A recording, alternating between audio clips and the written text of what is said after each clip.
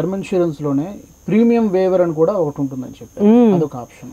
అసలు ఇదేంటి, ఎవరికి ఇది సూట్ అవుతుంది? ప్రీమియం వేవర్ అంటే అదేనండి, ఇప్పుడు మీరు కడుతూ ఉన్నారు, సడన్గా కట్టలేని పొజిషన్ కంటే మీరు డిజేబుల్ అయిపోయారు, అంటే you become unable to do the work. So అప్పుడు మీరు ఎక్కడ నుంచి ఫిజికల్ డిజేబిలిటీ కానీ ఇంకా కొన్ని ఇన్సిడెంట్స్ వాళ్ళే చెప్తారు, ఈ ఇన్సిడెంట్స్ మీకు అక్కరయ్యి మీరు కట్టలేని పొజిషన్కి వెళ్ళేటప్పుడు మీ బదులు కంపెనీ అవన్నీ వేవర్ చేసేస్తుంది. అంటే ఇంక మీరు కట్టాల్సిన అవసరం లేదు, బట్ పాలసీ అట్లనే ఉంటుంది, దాని మీద వచ్చే బెనిఫిట్స్ కూడా అలానే రన్ అవుతాయి. దాన్ని ప్రీమియం వేవర్ అంటారండి. సో ఇది కావాలనుకుంటే ఇది కూడా మీరు తీసుకోవచ్చు. అఫ్ కోర్స్ అండి, ప్రతి దానికి you will come with some కాస్ట్తో మీకు వస్తాయి. మీకు ఏవి ఇప్పుడు మనం చెప్పిన ఈ పర్టికులర్ ఆప్షన్స్లో మీకు ఏ ఆప్షన్ అయితే మీ సిచ్యువేషన్కి బెటర్ అనిపిస్తుందో ఆ ఆప్షన్ని యాడ్ చేసుకొని బేసిక్ ఆప్షన్తో కొంచెం ప్రీమియం అటు ఇటుగా అయినా సరే మీరు క్లోజ్ చేసుకోవచ్చు. అండ్ మనం ఇప్పుడే ఎక్స్ప్లెయిన్ చేసినట్టుగా ఎంత ఎర్లీగా తీసుకుంటే మీకు అంత తక్కువ అమౌంట్తోని అయిపోతుంది. అండ్ నెక్స్ట్ క్వశ్చన్ ఏంటంటే ఎక్కువగా ఏమొస్తుందంటే లైక్ ఎన్ని ఇయర్స్ వరకు తీసుకోవాలి అంటే ఇప్పుడు చాలామంది ఏంటంటే 60 years వరకు తీసుకునవచ్చా అనేసి అంటున్నారు, కానీ ఇప్పుడు లైఫ్ స్పాన్ అనేది చాలా పెరిగిందండి. అండ్ ఇప్పుడు వాళ్ళు సెటిల్ అవ్వడం కూడా లేట్ అవుతున్నారు, వాళ్ళ పిల్లలు కూడా వాళ్ళ రెస్పాన్సిబిలిటీస్ కూడా కంటిన్యూగా 65 వరకు ఉంటున్నాయి. సో అందుకని ఇప్పుడు కొత్తగా 70 వరకు తీసుకుంటే మంచిది, 65 వరకు తీసుకుంటే మంచిది అంటున్నారండి. సో మీరు కూడా 30 years నుంచి మినిమం ఒక 70 years వరకు తీసుకుంటే మీకు లైఫ్ కవరేజ్ అనేది మీ మీద డిపెండెన్స్, ఇంకా ఆ ఏజ్లో కూడా ఈ మధ్యకాలంలో డిపెండెన్స్ ఉంటున్నారు, ఎందుకంటే లేట్ మ్యారేజెస్ కానీ పిల్లలు లేట్గా లైఫ్ స్టైల్ చాలా మారింది కాబట్టి వాళ్ళ అవసరాలు కూడా చాలా మారాయి కాబట్టి సో వాళ్ళు అంతవరకు తీసుకోవచ్చండి. అండ్ హోల్ లైఫ్ పాలసీస్ వచ్చాయండి. హోల్ లైఫ్ పాలసీ అంటే 99 years వరకు కూడా వచ్చింది. అంటే మీరు ఎంటైర్ ఇయర్ అంటే 99 years లోపు మీరు ఎప్పుడు చనిపోయినా మీ ఫ్యామిలీకి ఆ అమౌంట్ అనేది ఇచ్చేస్తారు. But that is very too costly అండి, మీకు అంత అవసరం లేదు అనుకుంటే అలాంటి పాలసీకి మీరు వెళ్లకుండా మీరు ఆ అమౌంట్ని మీ ఫ్యామిలీకి ఇంకో విధంగా ఇద్దాము అనుకునే ప్రయత్నాలు కూడా చేయొచ్చు. అయితే మాధవి గారు, ఇప్పుడు ఏంటంటే ప్రతి వాళ్ళకి కూడా ఫ్యామిలీ డాక్టర్స్ ఉన్నట్టుగా చాలా వరకు ఫ్యామిలీ డాక్టర్స్ ఉంటారు, అలాగే ఫ్యామిలీ ఫైనాన్షియల్ అడ్వైజర్స్ అనేది కూడా ఒకటి అవసరం అని అనిపిస్తోంది. ఎందుకంటే ఇప్పుడు ఆ యొక్క అవగాహన అవసరం అనిపిస్తుంది. ఎలా చూజ్ చేసుకోవాలి, మంచి ఫైనాన్షియల్ ప్లానర్ని ఎలా చూజ్ చేసుకోవాలి? సో ఇక్కడ అప్పట్లో అండి అప్పట్లో ఎవరు ఇంతగా ఫైనాన్షియల్ టెర్మినాలజీ గురించి కానీ ఫైనాన్సెస్ గురించి కానీ అంతగా ఇబ్బంది పడలేదు.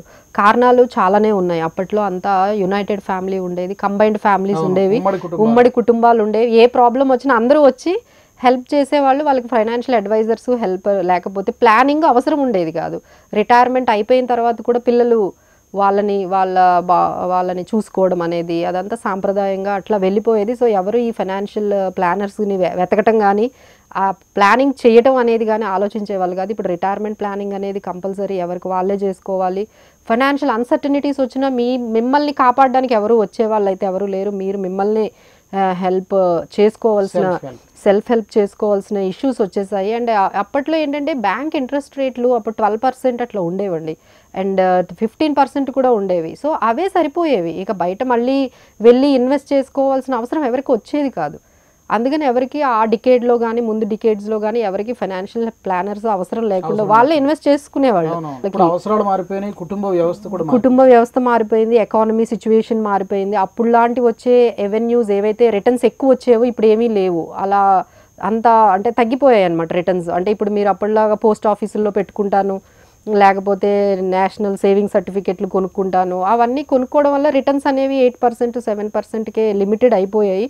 బట్ మన అవసరాలు మాత్రం చాలా వరకు పెరిగాయి, మారిపోయి ఇన్ఫ్లేషన్ ధరలు పెరగడము అవన్నీ అప్పుడు లేవు కదండి. ఇప్పుడు మనకి ఇన్ఫ్లేషన్ అనేది బాగా పెరగడం, లైఫ్ స్టైల్ అప్పట్లో చాలా సింపుల్ లైఫ్ స్టైల్ ఉండేది కాబట్టి వాళ్ళకి ఎవరు ఫైనాన్షియల్ ప్లానర్స్ కంఫర్ట్స్ అనేది అప్పుడు ఏదైతే మనం లగ్జరీ అనుకున్నామో అది మినిమం నీడ్స్ అయిపోయి నెసెసిటీ. అప్పుడు ఏసీ అనేది it is a luxury, now it is necessity. అప్పుడు కార్ అనేది లగ్జరీ, ఇప్పుడు నెసెసిటీ. సో ఇలా మనకి అన్ని మారిపోయినప్పుడు సో దానికి తగ్గట్టుగా మన ఇన్కమ్స్ అందరికీ నార్మల్ అయిపోయింది. సో దానివల్ల ఏంటంటే అప్పట్లో వాళ్ళకి అవసరం లేదు ఫైనాన్షియల్ ప్లానర్స్, ఇప్పుడు అవసరం అవుతున్నారు. ఎందుకంటే లైక్ ఇప్పుడు ఆ ఇన్వెస్ట్మెంట్ రెవెన్యూస్ కూడా అన్ని ఏది చూస్ చేసుకోవాలి, అప్పుడు ఇన్ని కాంప్లెక్సిటీస్ లేవు. అంటే ఈ మ్యూచువల్ ఫండ్స్ కానీ స్టాక్ మార్కెట్స్ కానీ ఎవరు వెళ్ళేవాళ్ళు కాదు. సో ఇప్పుడు ఏంటంటే వెళ్ళాల్సిన అవసరం, ద వే వి కమ్యూట్, మనం ప్రయాణం చేసే విధానం కానీ లేకపోతే మనం ఉండే విధానం కానీ, ఆ లైఫ్ స్టైల్ ఇన్ఫ్లేషన్ అనేది మనకి చాలా మారిపోయింది. సో దాన్ని మనం బీట్ చేయాలి అంటే మన మనీని జాగ్రత్తగా ఎవరైనా సేవ్ చేసి జాగ్రత్తగా దాన్ని వెల్త్ క్రియేషన్ అనేది చేసి మన ఫ్యూచర్ నీడ్స్ని అనేది చాలా కంప్లీట్ చేసే వాళ్ళ అవసరం అండి. సో వాళ్ళని చూస్ చేసుకోవాలంటే సర్టిఫైడ్ ఫైనాన్షియల్ ప్లానర్స్ అనేది ఒకటి వాళ్ళని పెట్టారు. వాళ్ళకి ఏంటంటే కంప్లీట్ అవగాహన ఉంటుంది అన్ని విషయాల మీద. ఇప్పుడు మీరు ఇన్సూరెన్స్ ఏజెంట్స్ వెళ్తే వాళ్ళు ఏజెంట్ వరకు అంటే ఇన్సూరెన్స్ వరకే తెలుస్తుంది ఆ సబ్జెక్ట్ వరకు. అలాగే స్టాక్ మార్కెట్స్ వెళ్ళారనుకోండి వాళ్ళకి స్టాక్స్ వరకు తెలుస్తుంది.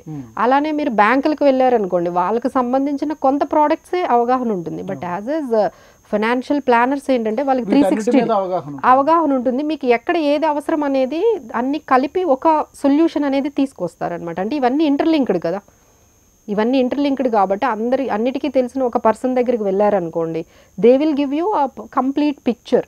మీ సిచ్యువేషన్కి తగ్గట్టుగా మీ గోల్స్కి తగ్గట్టుగా మీరు రిస్క్ తీసుకునే ఎబిలిటీకి తగ్గట్టుగా ఎకానమీకి ఏవైతే చేంజెస్ ఉన్నాయో వాటిని చూసుకుంటూ ఎవ్రీ ఇయర్ రెన్యూవల్ కూడా చేయాలి కదా, రివ్యూ చేసుకుంటూ ఉండాలి మారుతూ ఉన్న టైంకి. ఏంటంటే ఒక్కొక్కరు ఒక్కొక్క సబ్జెక్టు, కానీ ఇన్సూరెన్స్ కావచ్చు బ్యాంకింగ్ కావచ్చు వీటన్నిటి మీద పూర్తి అవగాహన సంపూర్ణ అవగాహన ఉన్న అన్నిటి మీద ఫైనాన్షియల్ ప్లానర్స్ ఖచ్చితంగా అవసరం. ప్రతి కుటుంబానికి ఫైనాన్షియల్ ప్లానర్స్ అవసరం అండి. ఇవి ఎందుకంటే మీరు చేసిన ఈ ఒక్క ఫైనాన్షియల్ మిస్టేక్ అది ఒక 10 years వరకు మిమ్మల్ని బాధిస్తూ ఉంటుంది. ఒక్క మిస్టేక్ మనం చేసిన తర్వాత దాన్ని వెనక్కి తీసుకునే అవకాశాలు మీకు అన్నిసార్లు రావు.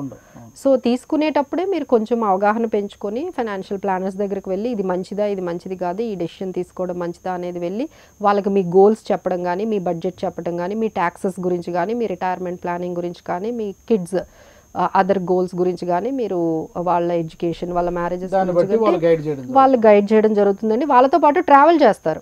They will travel along with your changes. ఎందుకంటే లైఫ్ అనేది చేంజెస్ అవుతూ ఉంటాయి. మీ చేంజెస్కి తగ్గట్టుగా వీళ్ళు కూడా చేంజెస్ ప్లాన్స్లో చేస్తూ ఉంటే then you can attain all your financial goals properly.